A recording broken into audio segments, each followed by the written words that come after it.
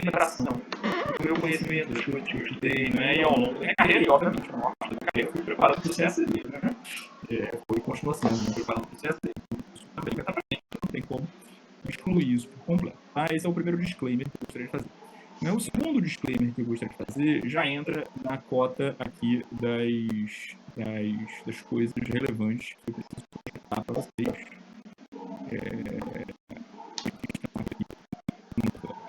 Deixa eu abrir aqui o meu Canva. E eu queria começar a projeção da minha aula de hoje contando para vocês uma história. Tá? Que história é essa? É a história, né, de como eu comecei a dar aula. Tá? Aparece para vocês o professor Luiz Antônio Simas na tela. Ele foi o meu primeiro chefe, foi a primeira pessoa que me contatou. Um gênio.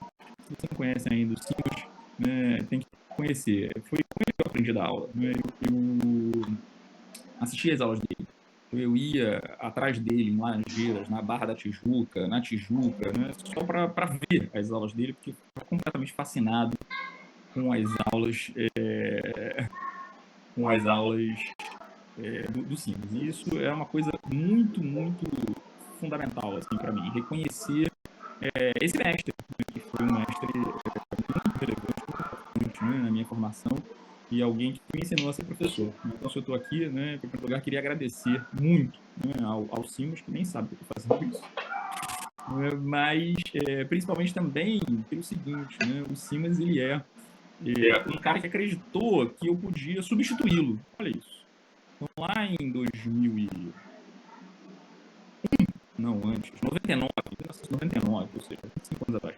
Lá em 1999, eu era um pós-adolescente e ele teve algum problema pessoal e ele tirou o professor que dava aula na quinta série de fenícios, gregos, egípcios, um menino, pós sair da faculdade, tinha acabado de me formar. Eu me formei em janeiro, 9 de janeiro eu fico, e ele me contratou em fevereiro e eu comecei a dar aula em fevereiro.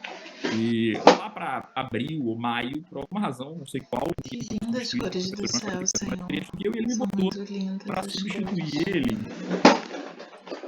numa turma de adolescentes da Tijuca, os melhores alunos assim, da época do curso, que vinham do Colégio Militar, do CAP, do Pedro II, e essas pessoas eram mais de 400, numa sala entupida, cada fileira tinha 20 lugares.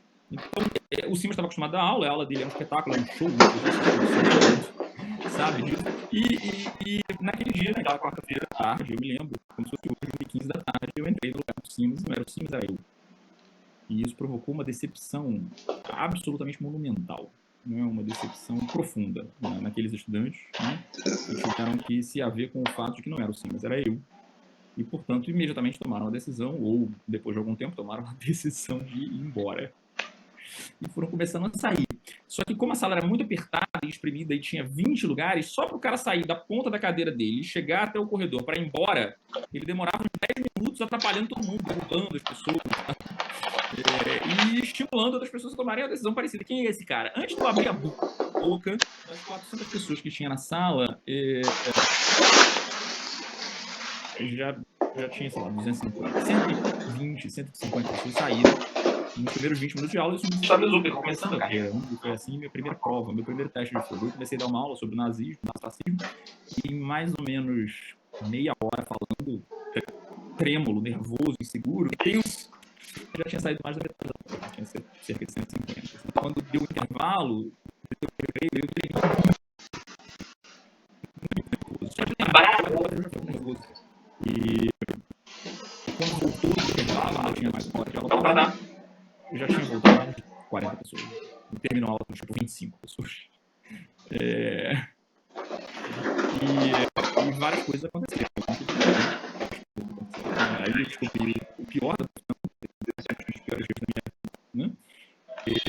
Eu fiquei me sentindo fezes, me sentindo estrume, me sentindo cocô do cavalo do bandido. Foi um horror absoluto o que eu senti, o que eu fiquei sentindo, né? Mas em algum lugar dentro de mim, não de maneira muito objetiva, não de maneira muito clara, não de forma muito verbalizada, mas em algum lugar dentro de mim nasceu o desejo e a sensação de que aquilo nunca mais acontecesse. né, o dia que aquilo vai acontecer. Então, só de saber que tem 1000 pessoas assistindo aqui ao vivo é uma coisa que me dá vontade de chorar. Né? Eu fico muitíssimo grato a todos vocês, né, em alguma medida. O João Daniel, de 2024, está vingando, né, aquele jovenzinho magrelo, inseguro, tenso, nervoso, né, que quase começou a chorar e que abandonou e ia chutar o balde, embora não vou fazer outra coisa da vida, vou fazer direito. E 25 anos depois eu fico muito, muito contente e muito comovido de estar aqui com vocês. Muito obrigado. Já não me sinto mais um pouco completo e queria agradecer aos times, inclusive por isso, né, que me ofereceu a pior experiência pedagógica da existência, a pior experiência que o professor pode viver, né, ali. E ao me sentir um cocô, construir o professor que não se sente mais um cocô e que se sente seguro, né, inclusive para falar das suas fragilidades, das suas inseguranças, dos seus medos. Para vocês aqui que estão assistindo, muito obrigado. Valeu demais. Eu queria começar com essa gratidão aí. Vamos então começar nossa aula sobre os conceitos históricos e a bibliografia em termos úteis para vocês. Em primeiro lugar, me falem aí, por favor, no chat, não no chat do Zoom, porque ela está bloqueado, mas no chat dos comentários, se está aparecendo um slide com a cara da professora Lívia Schwartz e com o texto História do Brasil do Boris Fausto.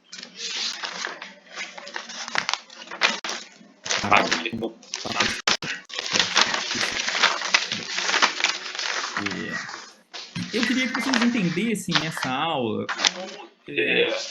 como se a gente fosse produzir um vinho de boa qualidade ao final dela, daqui a mais ou menos 45 minutos. Tá? E a metáfora da aula é um vinho. E o vinho é o conhecimento que vocês vão construir, o conhecimento histórico que vocês vão construir. Né? Uma coisa muito querida, muito fofa, está lá em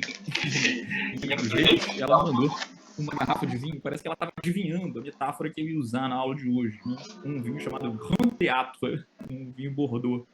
E essas coisas, elas têm um significado, né? Elas são simbólicas, muito, muito simbólicas. Eu acho que é isso que eu queria, né? Que vocês entendessem, né, que o processo historiográfico e a construção do conhecimento histórico, ela pode ser entendida como uma metáfora viticultura.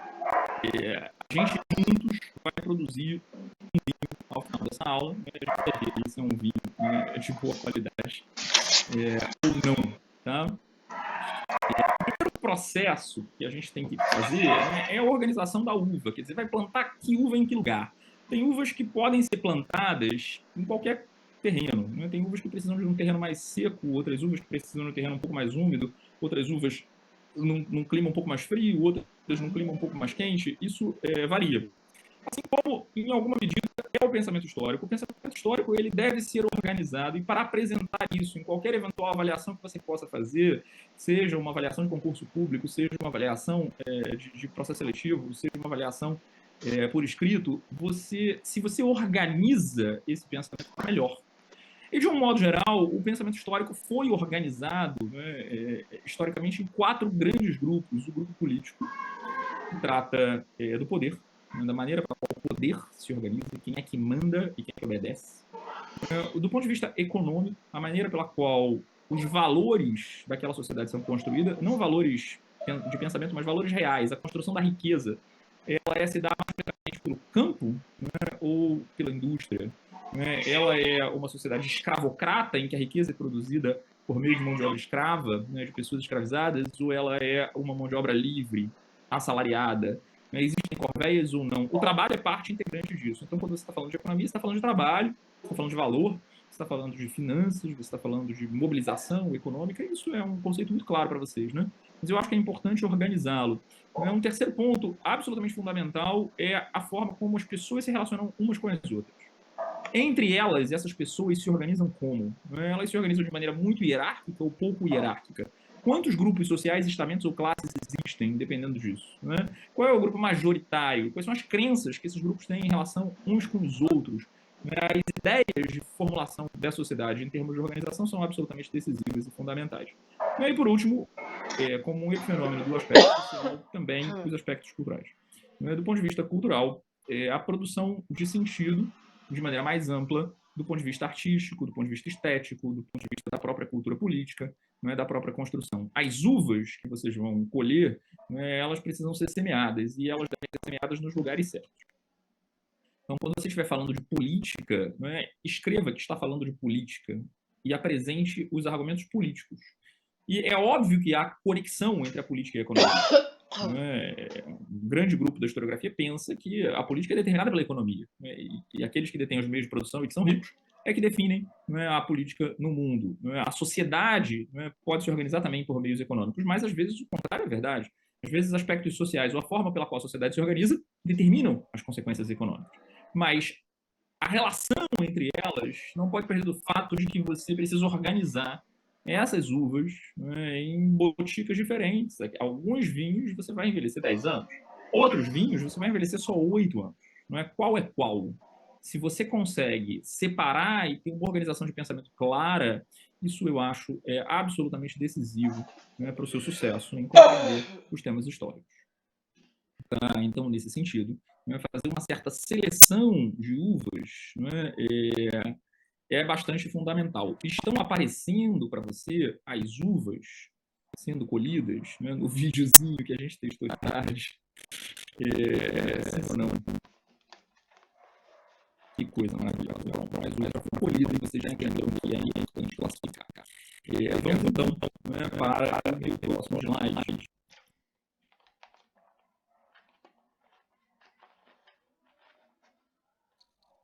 Que é um conceito muito importante, que é fundamental, absolutamente fundamental, que vocês compreendam integralmente. Tá?